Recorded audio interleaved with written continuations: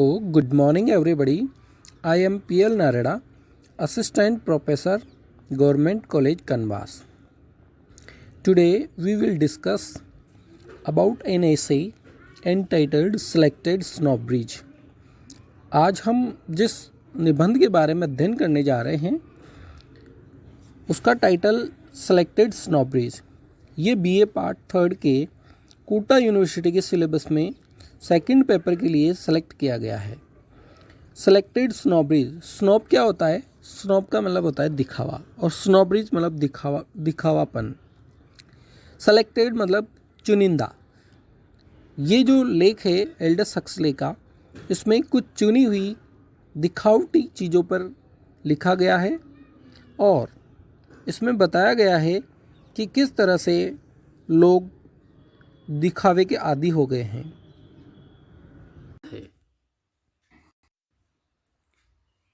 Selected snob bridge, snob का मतलब होता है दिखावा करने वाला और स्नॉब ब्रिज का मतलब होता है दिखावा। ये एल्डस हक्सले द्वारा लिखा गया लेख है। थोड़ा सा इंट्रोडक्शन एल्डस हक्सले के बारे में हम पढ़ते हैं। Aldous Huxley was a famous English essayist of the 20th century. Aldous Huxley जो है 20वीं शताब्दी के जाने माने निबंधकार हैं। He based his essay on his experience of life. Aldous Huxley के जो निबंध हैं वो उनके व्यक्तिगत जीवन के अनुभव पर आधारित है। यानी उन्होंने जो निबंध लिखे हैं उनमें काल्पनिकता को बहुत कम काम में लिया है। जीवन में जो अनुभव उन्होंने किया है उसको उन्होंने अपने निबंधों के माध्यम से हमें बताया है। His style is clear. His essays are very useful. उसकी स्टाइल बड़ी सिंपल है और उनके निबंध बहुत उपयोगी हैं। We find message in them. Aldous Huxley का एक भी ऐसा निबंध नहीं है जिसमें कोई न कोई मैसेज हमें नहीं मिला हो। One famous essay written by him is selected snobberies. एक जो प्रसिद्ध निबंध एल्डस हक्सले ने लिखा उसका टाइटल है सेलेक्टेड स्नॉब ब्रिज। सेलेक्टेड मतलब चुनी गई, स्नॉब ब्रिज दिखावा। लोग कहाँ कहाँ दिखावा करते हैं, कौन कौन सी बातों में दिखावा करते हैं, ये हम इस निबंध में पढ़ेंगे। In the essay selected snob bridge Aldous Huxley discuss the interesting subject of snob bridge. ये जो टाइटल है सेलेक्टेड स्नॉब ब्रिज, इसमें हक्सले जो है डिस्कस करते हैं। डिस्कस मतलब विचार विमर्श करते हैं, वाद विवाद करते हैं इंटरेस्टिंग सब्जेक्ट पे। और वो इंटरेस्टिंग सब्जेक्ट क्या है? Snobberies. The essay does not teach any moral principle but familiarizes with a new subject that is applicable to most people of the world.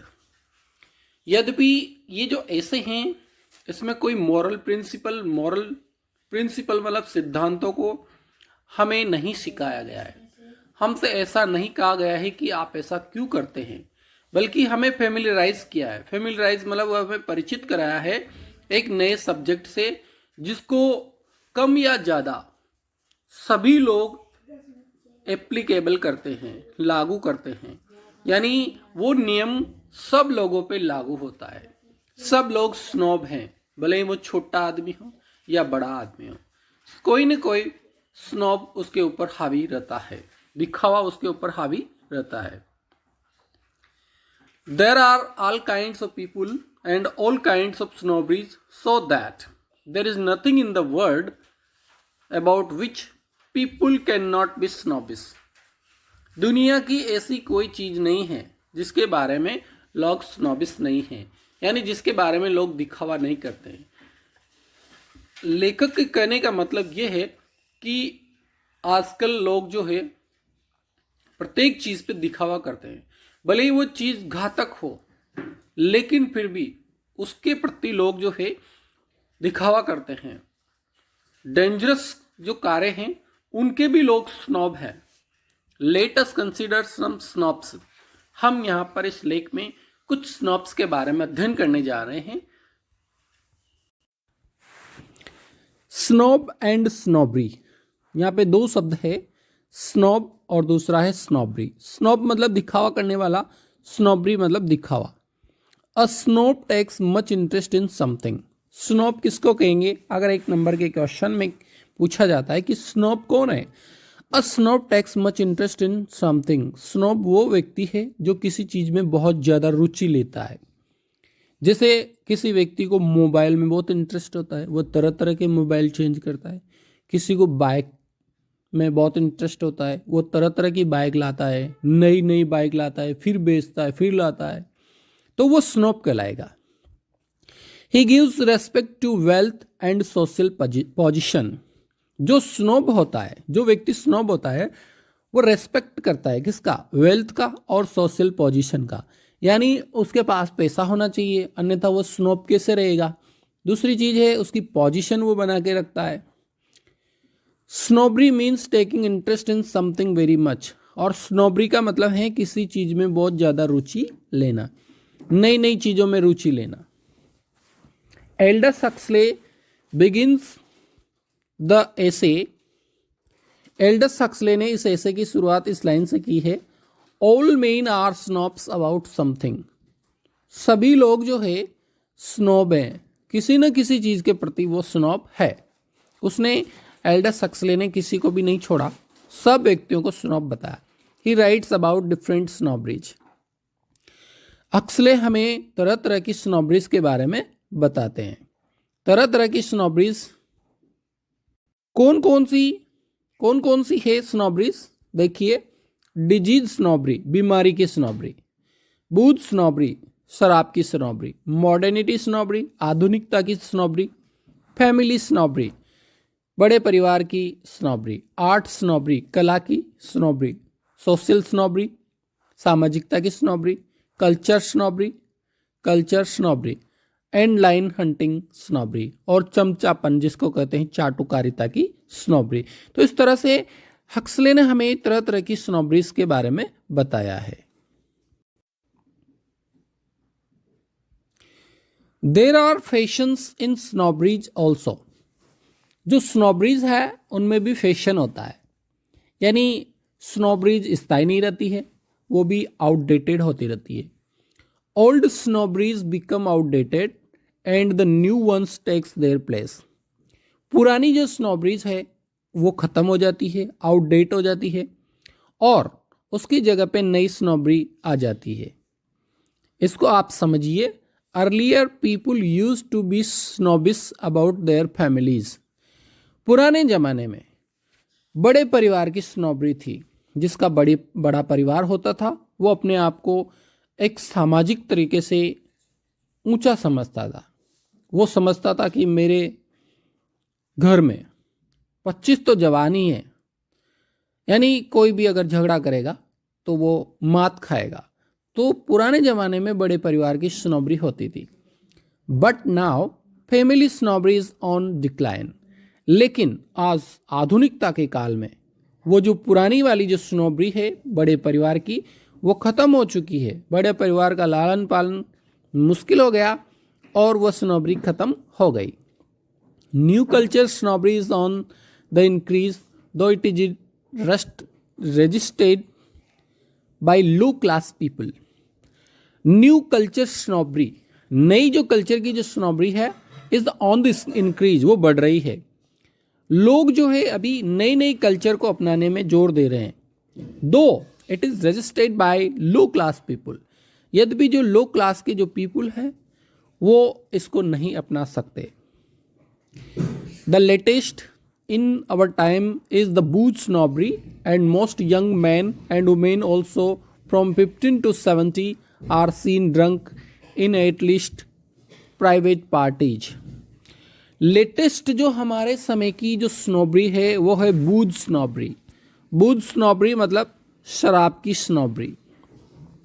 और 15 से लेकर के 70 साल तक के लेडीज और जेंटलमैन शराब के नशे में मस्त मिलते हैं।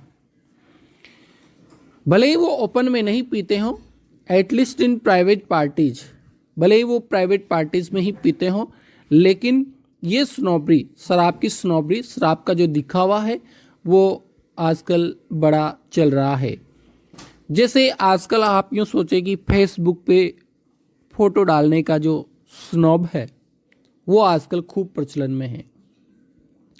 France has been famous for its fine wines and its fine taste, but such is the influence of these low class people that the taste for the fine wine is being substituted for strong wines and cocktails। अब देखिए यहाँ पे ये बताया है कि France has been famous for its fine wines. France जो है वो उसकी खूबसूरत शराब के लिए फेमस है, यानी सबसे शानदार जो शराब है फ्रांस में मिलती है उसके लिए वो फेमस है। एंड इट्स फाइन टेस्ट, और उसका जो टेस्ट है फ्रांस से बनी हुई शराब का वो भी बड़ा अच्छा है। But such is the influence of these low class people that the taste for fine wines is being substituted for strong wines and cocktails. लेकिन ये जो लो क्लास पीपुल है जिनको हार्ड ड्रिंक का शौक पड़ गया है, जो बहुत ज़्यादा हार्ड ड्रिंक जो पीते हैं, उन्होंने उस टेस्ट को ख़राब कर दिया है। फ्रांस की जो वाइन का जो टेस्ट है उसको ख़राब कर दिया, क्योंकि इन्हें चाहिए स्ट्रॉन्ग वाइन्स या फिर इनको चाहिए कॉकटेल्स। कॉकटेल्स मतलब 2-3 तरह की शराब को मिलाकर पीना, जैसे ब्लेंडर्स में बियर मिलाकर के पी जाती है, या कोई दूसरी शराब आप मिला सकते हैं। इसके बाद आती है डिजीज स्नोबरी। नेक्स्ट जो है वो है disease snobbery. Many people are disease snob. बहुत सारे लोग बीमारी के भी स्नोब हैं। अब आप सोचो, बीमारी में तो क्या दिखावा करना, लेकिन बहुत से लोग जो है बीमारी के भी स्नोब है। They talk about their disease with much interest. वे बड़े रुचि के साथ, बड़े इंटरेस्ट के साथ अपनी बीमारी के बारे में बताते हैं। अपनी बीमारी का दिखावा कैसे करते हैं? वो दिखावा करते हैं कि मैं इंसोम्निया से पीड़ित हूँ, या मैं लंग इन्फेक्शन से पीड़ित हूँ, और मैं जो है मेरा इलाज जो है बहुत महंगे डॉक्टर के पास चल रहा है। मैं भी हाल ही में स्विट्जरलैंड अपनी बीमारी का इलाज करवा के आया हूँ। इस तरह से वो दिखावा करते हैं कि मैं बीमारी पे कितना पैसा फूंक रहा हूँ। Some people are consumption snobs. कुछ लोग टीबी की बीमारी के भी स्नॉब्स है। A number of people who are disease snob. बहुत सारे लोग जो है डिजीज के स्नॉब्स हैं। There are examples of young men and women who are TB snobs. Consumption snobs या टीबी ट्यूबरक्लोसिस स्नॉब्स, बहुत सारे आदमी और औरतें हैं जो अपने आप को टीबी की बीमारी का स्नॉब्स बताते हैं। They think that it would be quite romantic to die of tuberculosis while they are in the prime of their youth। और वे जो टीबी की बीमारी के स्नॉब है, जो टीबी की बीमारी का दिखावा करते हैं, वे लोग सोचते हैं कि हम तो अपनी युवावस्था में ही इस दुनिया से चले जाएंगे तो कितना अच्छा रहेगा, कितना इट वुड बी रोमांटिक, कितना रोमांटिक रहेगा जब हम अपनी युवावस्था में ही इस दुनिया को छोड़ देंगे। The regretful part of it is that the end of these TB snobs are not as romantic as they seem to be imagined। लेकिन सबसे दुख की बात तो यह है, रिग्रेटेबल, खेदजनक बात यह है, इन लोगों को पता नहीं है कि टीबी की जो अंतिम अवस्था है, ट्यूबरक्लोसिस बीमारी की जो अंतिम अवस्था है, वो रोमांटिक नहीं होती, वो बहुत दयनीय होती है। इन लोगों को पता ही नहीं है कि टीबी की बीमारी कितनी खतरनाक होती है।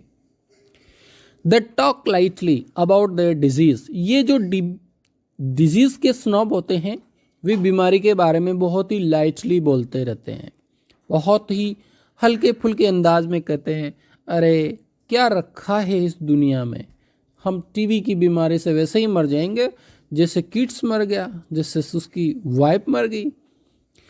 They think romantically. Way romantic तरीके से सोचते हैं।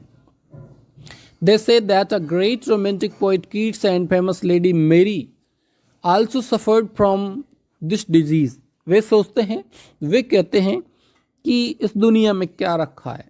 कीट्स रोमांटिक कवि और उसकी पत्नी मेरी जो है वो ही चले गए, तो फिर हम क्यों रहे हैं इस दुनिया में। When the disease becomes serious, the condition becomes pitiable. लेकिन उनको पता नहीं है जब टीबी की बीमारी की हालत सीरियस हो जाती है तो फिर उनकी स्थिति दयनीय हो जाती है। Rich people become ill mostly due to over eating. लेखक हमें बताता है अधिकांश लोग जो है ओवर ईटिंग की वजह से बीमार पड़ते हैं। ओवर ईटिंग मतलब ज़्यादा खाते हैं। जहाँ भी जिमने जाते हैं, प्रोग्राम्स में जाते हैं, तो वहाँ पे एक के बजाय 2 गुलाब जामुन चिपकाते हैं। तो इस वजह से ओवर ईटिंग से उनकी बीमारियां होती रहती है। Rich people become ill mostly due to over eating.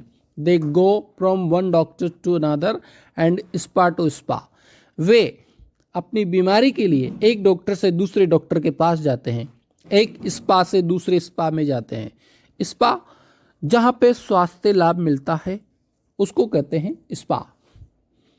They spend a lot of money and time. वे बहुत सारा पैसा और धन जो है बर्बाद करते हैं।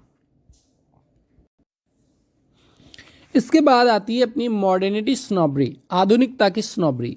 Many people take much interest in modernity snobbery. बहुत सारे लोग हैं जो आधुनिकता की स्नॉबरी में बहुत इंटरेस्ट लेते हैं, बहुत रुचि लेते हैं। They buy newer and newer things that come to the market. वे नई नई चीज़ें खरीदते हैं।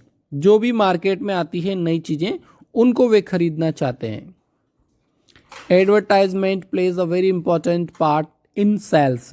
और आप जानते हैं आजकल विज्ञापन का ज़माना है। विज्ञापन के माध्यम से ऐसे लोगों को अपडेट रखा जाता है। जो आधुनिकता के स्नोब हैं उनको विज्ञापन के द्वारा अप टू डेट रखा जाता है। वे विज्ञापन के झांसे में आते हैं और आधुनिकता के स्नोब बने रहते हैं।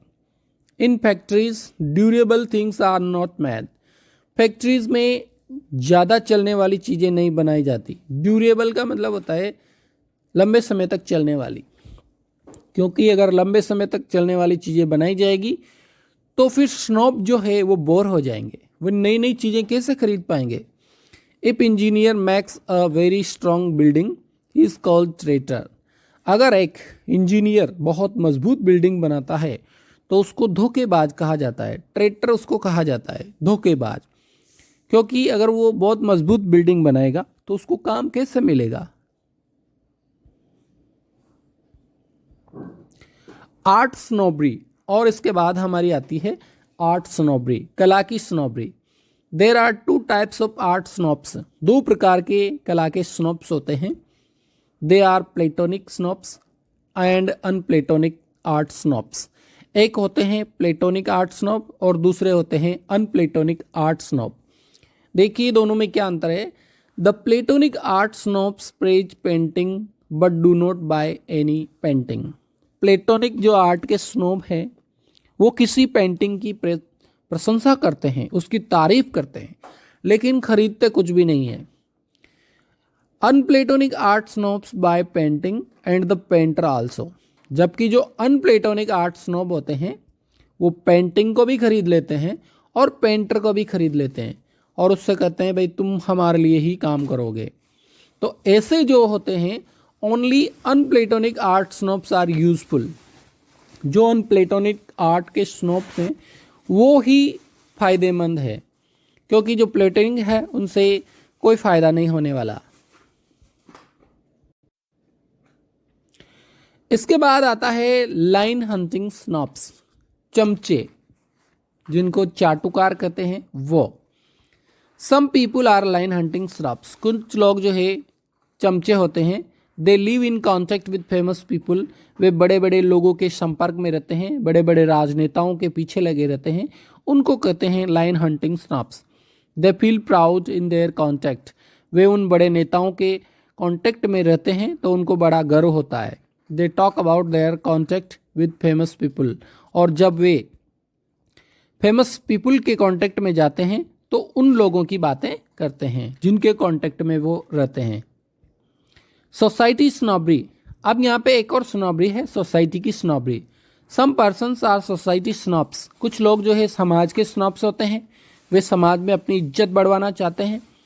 They think that they are very important in society. वे सोचते हैं कि समाज में उनका बड़ा महत्व है।